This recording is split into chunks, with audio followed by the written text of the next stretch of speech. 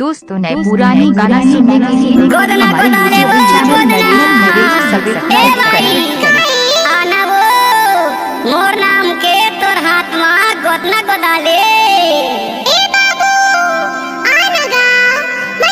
जब तक सूरज चांद रहेगा तब तक नरेश धुवे का यूट्यूब में नाम रहेगा।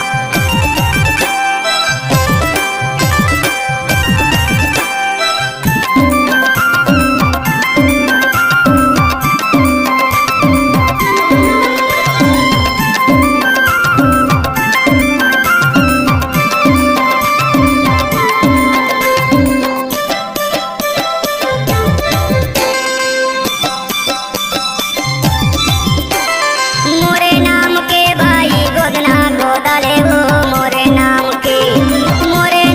के भाई गोदना गोदाले वो मोरे नाम के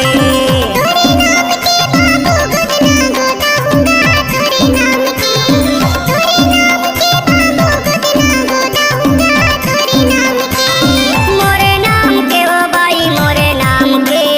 मोरे नाम के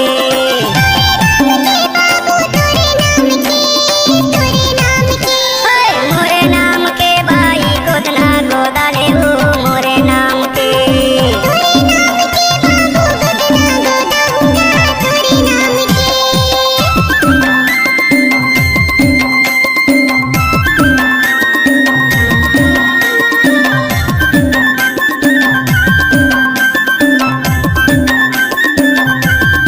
डीजे नरेश स्वागत वाले